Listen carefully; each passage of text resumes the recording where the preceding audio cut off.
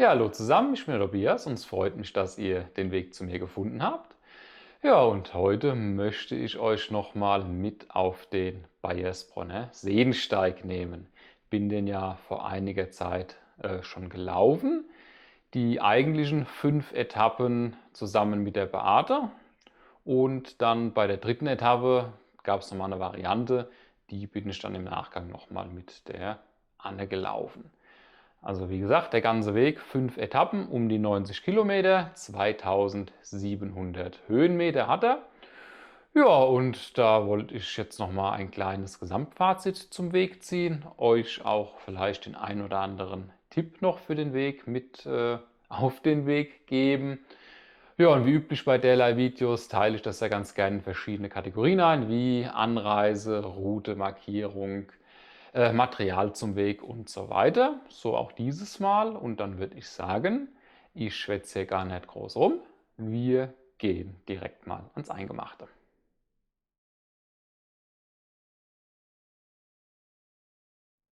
Ja, als erstes wollen wir uns mal damit befassen, wie wir überhaupt zum Baiersbronner Seensteig bzw. nach Baiersbronn kommen.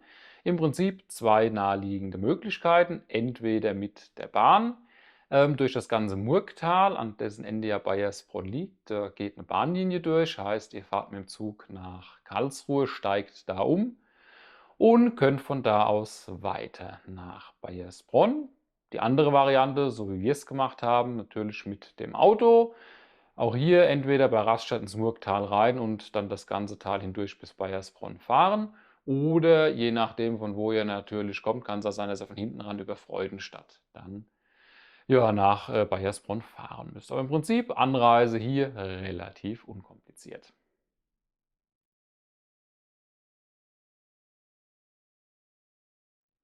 Jetzt, da wir schon in Baiersbronn angekommen sind, widmen wir uns mal dem Weg an sich. Wie eingangs erwähnt, hat der Baiersbronner Seensteig ja 5 Etappen und ja, der Weg selbst bzw. die erste Etappe beginnt in Baiersbronn am Bahnhof. Von da aus wandert man dann zunächst nach Mitteltal. Die zweite Etappe geht dann von Mitteltal auf den Schliffkopf. Ja, und vom Schliffkopf aus die dritte Etappe gibt es dann in zwei Varianten, nämlich einmal die Westweg-Variante, die ich dann mit der Beate gewandert bin. Also da folgt man im Prinzip 1:1 in dem Bereich dem Westweg bis zum Mummelsee. Und die zweite Variante wäre dann das Kaisersteigle. Das bin ich ja ein paar Wochen später nochmal mit der Anne gelaufen. Ja, vierte Etappe geht dann vom Mummelsee nach Schönmünzach und die fünfte und letzte Etappe läuft dann ja, von Schönmünzach wieder zurück nach Baiersbronn zum Bahnhof. Ja, jetzt ist natürlich die spannende Frage, wie laufen sich denn diese Etappen? Wie ist denn so die Wegführung? Wie schwer ist der Baiersbronner Seensteig? Also insgesamt gesehen ist das ein richtig schöner, abwechslungsreicher Weg. Ihr habt ganz grundsätzlich natürlich alles mit dabei, von Asphalt bis zu Kraxelstellen, sprich über Stock und über Stein. Da gibt es einige doch für ein Mittelgebirge, für so einen Weg recht knackige Passagen. Das war hier und da tatsächlich ein bisschen überraschend auch für uns. An der einen oder anderen Stelle gibt es auch ja, verschiedene Varianten, die man laufen kann. Zum Beispiel auf der ersten Etappe gab es einmal ein Stück, da konnte man entweder einen breiten Forstweg laufen oder ein Stückchen weiter parallel dazu dann so die Abenteuerroute. Natürlich haben wir uns da für die Abenteuerroute entschieden. Also wie gesagt, insgesamt war das eine sehr, sehr spaßige Sache, was das Ganze natürlich zusätzlich erschwert hat, gerade als die Beate und ich unterwegs waren. Wir hatten im Prinzip 3,5 Tage, fast 4 Tage lang sehr, sehr viel Wasser auf dem Seensteig. Von oben als auch dann natürlich von unten. Die Wege selbst haben sich ja dann zum Teil in kleine Bäche verwandelt. Ähm, ja, mag jetzt nicht für jeden unbedingt so das Premium-Wanderwetter sein. Wir fanden es insofern ganz spannend, als dass das dem Weg nochmal so 'ne ganz eigenen, ja, Charakter, eine ganz eigene Schwierigkeit dann auch verliehen hat. Also insgesamt, ja, war das, ja, mal wieder was anderes gewesen, als jetzt einfach nur bei Sonnenschein zu laufen. Umgekehrt wiederum muss man sagen, die dritte Etappe, Variante Kaisersteig mit der Anne, da sind wir bei 30 Grad blauem Himmel und ja, praller Sonne gelaufen mit wenig Schatten zwischendrin. Gut, was das natürlich für Probleme mit sich zieht, da muss ich glaube jetzt auch nichts mehr groß dazu sagen. Ja, zu sehen gab es auf dem Weg auch einiges, beziehungsweise es hätte einiges mehr zu sehen gegeben, wenn das Wetter besser gewesen wäre. Ich sage ja nur Ankunft Mummelsee und man hat ungefähr genauso weit noch sehen können. Also seht ihr hier ja auch, da war nicht viel da. Also grundsätzlich, ihr habt auf dem Weg, wenn das Wetter passt, sehr schöne Aussichten mit dabei, auch auf die Seen halt. Ich war ja schon auf den Genießerpfaden auf einigen unterwegs und habe den Seensteig immer mal ausschnittweise vorab schon kennengelernt. Also da ist echt einiges geboten, also mehr wie wir dann an diesen Wandertagen dann doch zu sehen bekommen haben. Ja, noch mal ein paar Worte zur Schwierigkeit. Also mal unabhängig von Regen und Hitze, ihr solltet bei dem Weg auf jeden Fall trittsicher sein. Berghoch wie bergunter habt ihr einige Passagen mit dabei, wo es wirklich, wie erwähnt, über Stock und über Stein geht. Also da müsst ihr schon gucken, wo ihr die Füße hinsetzt. Beim Nassen wird es halt noch rutschig dazu. Aber wenn ihr da, ja, wie gesagt, so Wege gewohnt seid, trittsicher seid, ist das für euch auf jeden Fall ein einziger Spaß, den Weg zu laufen an der Stelle.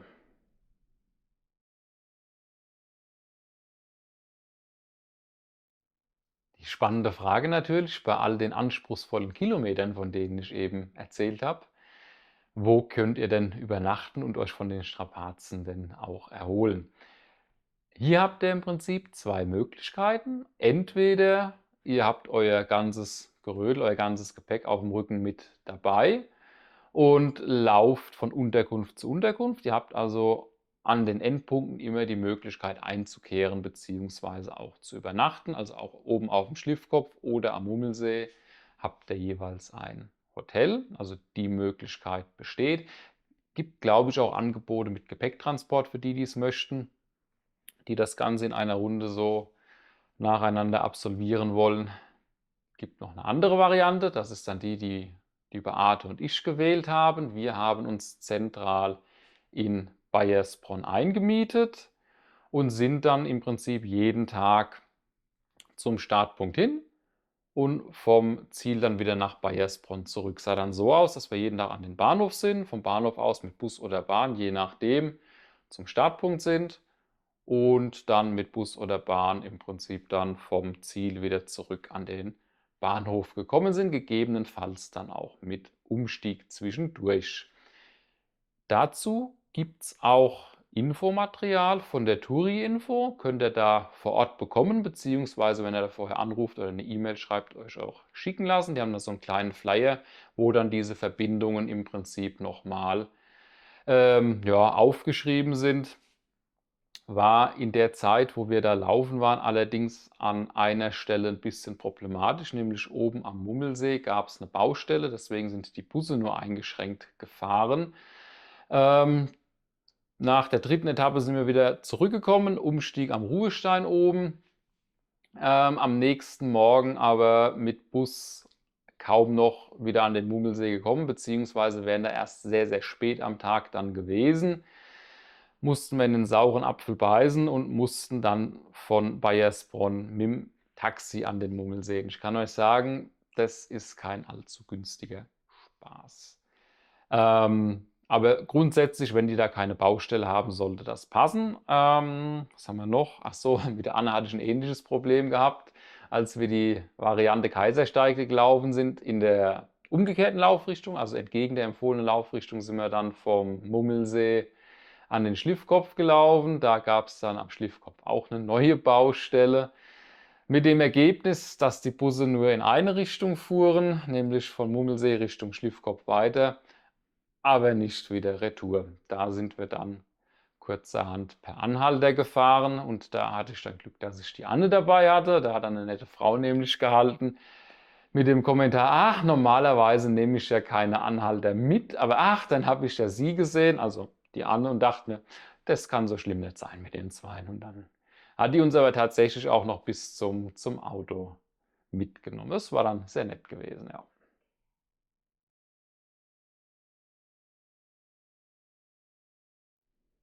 Ja, kommen wir zu einem von meinen 2 Lieblingspunkten bei Wanderwegen, den Markierungen. Ähm, über weite Strecken war die Markierung okay, man findet sich damit zurecht. Es gab aber auch wieder mal Stellen, da war alles nur meilenweit keine Markierung zu sehen, ne? Da habt ihr im Prinzip eine Kreuzung, ihr dreht euch rundrum, ihr lauft noch mal zurück ein Stück, guckt: „Habe ich irgendwas übersehen?“ Ne, da habt ihr nichts übersehen, da gab es dann schlicht und einfach keine Markierung. Heißt natürlich wieder, wenn ihr den Weg lauft, entweder eine Wanderkarte dabei haben, kommen wir gleich noch mal dazu beim Material, oder aber, wie ich es mittlerweile immer mache, egal welchen Weg ich laufe und wenn es auch mal eine kleine Rundwanderung ist, ich lade mir vorher immer die GPX-Datei runter, lade sie aufs Handy dann drauf, in Komoot dann rein und laufe parallel immer mit der GPX-Datei. Also wie gesagt, gerade auch hier ich glaube bei der dritten Etappe war es gewesen. Also da habt ihr einige Stellen dabei, da steht ihr da. Ne, es war die vierte Etappe, Entschuldigung, nicht die dritte. Da waren wir ja am Westweg gefolgt. Das war wieder okay. War bei der vierten, wo es so ein bisschen ganz kritisch war dann. Aber wie gesagt, da habt ihr dann hier und da immer Stellen, wo er dann steht und denkt euch so, ja, ich würde jetzt gern hier weiterlaufen auf dem Seensteig, aber es wird mir gerade an der Stelle nicht ermöglicht. Führt dann tatsächlich so weit, dass man auch an einem der Seen des Seensteiges vorbeiläuft. Es ist zwar jetzt in Anführungszeichen nur der Blindsee, habe mir im Nachgang, habe ich mir dann sagen lassen, naja, viel sieht man eh nicht, da die meiste Zeit im Jahr eh trocken liegt. Nichtsdestotrotz, er liegt am Weg und da wäre es auch schön, wenn entsprechend mal eine Markierung den Abzweig dann auch kennzeichnen würde. Aber ansonsten, wenn Markierungen da sind, ne, so sehen sie ja aus, dann gibt es entweder wie gesagt diese kleinen Markierungen oder ihr habt auch das ein oder andere Schild natürlich wieder mit dabei, auch mit Kilometerangaben und so weiter.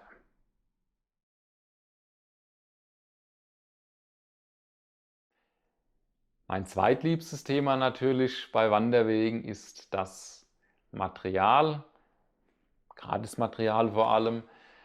Hier gibt es zum Baiersbronner Seensteig auch einiges natürlich wieder. Ihr könnt entweder bei der Touri-Info neben diesem erwähnten Flyer zum Thema Bus- und Bahnverbindungen auch Infomaterial bekommen zum Baiersbronner Wanderhimmel. Das ist dann so ein kleines, dickes Heftchen. Ich blende es euch hier gerade mal ein. Da ist unter anderem auch so eine Kurzbeschreibung vom Baiersbronner Seensteig von den einzelnen Etappen drin, also auch mit Kilometer, mit Höhenmeter, Höhenprofil, also was alles dazugehört. Klein und kompakt, für den ersten Eindruck sehr schön. Und dazu auch käuflich erwerben kann man vor Ort nochmal eine Wanderkarte vom Baiersbronner Wanderhimmel und da ist aber auch der komplette Baiersbronner Seensteig mit drin. Habe ich schon auch mal mitgenommen natürlich. Ansonsten, trotz dessen, dass der Weg nur 5 Etappen hat und relativ kurz ist, gibt es dazu einen eigenen Wanderführer von Highline. Die haben ein Buch rausgebracht, zusammen mit der Murgleiter, also so ein Kombiband, Murgleiter Baiersbronner Seensteig. Hatte ich natürlich auch dabei. Ist okay, ist sehr zweckdienlich, ihr habt alles Wichtige drin, ne, von kleinen Kartenausschnitten über Beschreibungen, Höhenprofil, Kilometer, Einkehrmöglichkeiten, also was man braucht im Prinzip habt ihr hier dabei, kann man also durchaus dann mitnehmen. Und ansonsten natürlich im Internet findet ihr auch einiges, entsprechende Seiten verlinke ich euch jetzt auch wieder natürlich unten in der Beschreibung. Genau, und auf den Seiten findet ihr natürlich dann auch die GPX-Dateien zum Download, falls ihr die zur Vorbereitung natürlich nutzen möchtet und auch zum Laufen selbst.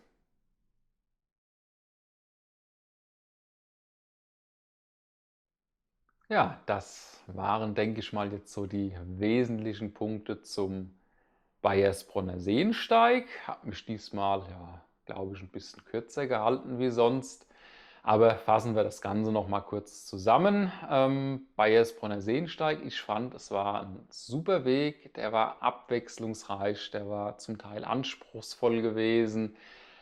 Es gibt viel zu sehen unterwegs, ne? Zum Beispiel die namensgebenden Seen, die sehr schön auch hier im Schwarzwald rund um Baiersbronn gelegen sind.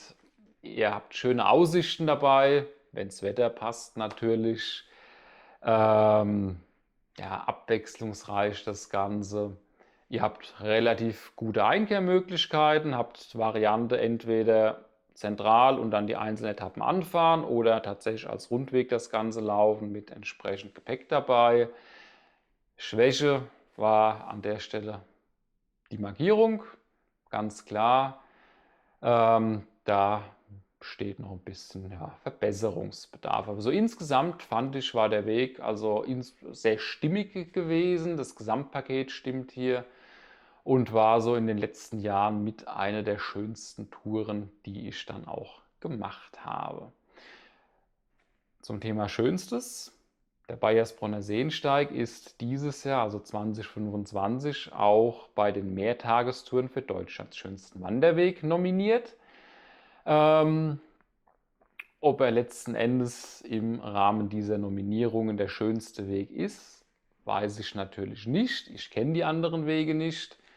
Aber jetzt rein von dem, was ich vom Seensteig gesehen habe, muss ich sagen, ja, ich kann mir sehr gut vorstellen, dass er da gute Chancen hat, schönster Wanderweg zu werden. Da es tatsächlich von den Wegen der einzige ist, den ich derzeit kenne. Meine Stimme hat er. Wie gesagt, ich fand den Weg ziemlich geil. Ja, und damit würde ich es für dieses Mal auch dabei belassen. Ich hoffe, euch hat ja dieses Video gefallen. Euch wie immer viel Spaß beim Wandern und dann sehen wir uns beim nächsten Mal wieder.